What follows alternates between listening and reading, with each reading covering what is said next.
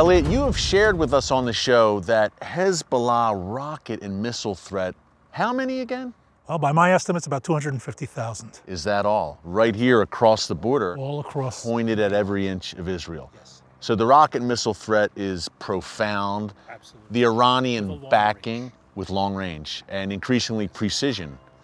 More than Iranian backing, it's Iranian involvement, it's directed. In other words, Hezbollah, very commonly referred to as a proxy, is not really a proxy of Iran. It's part of Iran, it's a partnership.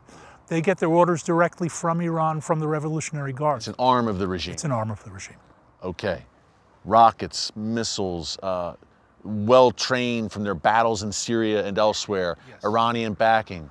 And now, a new facet, a new addition to this Hezbollah threat, terror tunnels. Yes.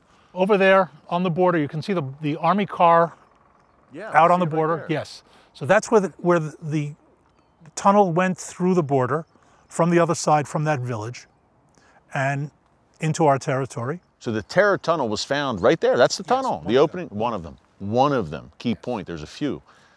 We've officially announced finding 6. We know there are more.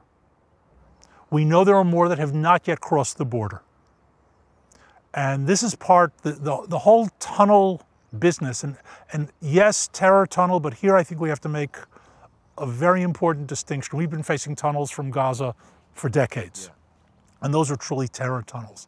These are military tunnels. This is much more along the lines of think North Korea and the DMZ between North and South Korea. This is to move military force. So that tell us real quick, refresh our memories, Elliot, that North Korea-South Korea border is completely honeycombed with tunnels that the North has dug, in some cases to move very large forces in.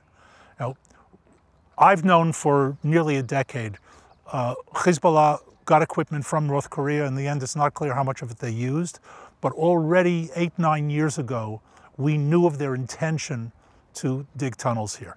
Now, here also, digging is with North Korean help. Certainly North Korean advice. Advice, which makes sense because North Korea and Iran are good buddies, and Hezbollah. Yeah. That's right. North Korea is in on this. You think, what's North Korea doing in the Middle East? North Korea is involved with Iran, with Syria, with Hezbollah. When we talk about digging, let's keep in mind that we're really talking about excavating. This is limestone. It's not sand. It's not earth. So it literally means tunneling through rock. First to go down the many stories down that they go, which is part of the deal, and then to come across.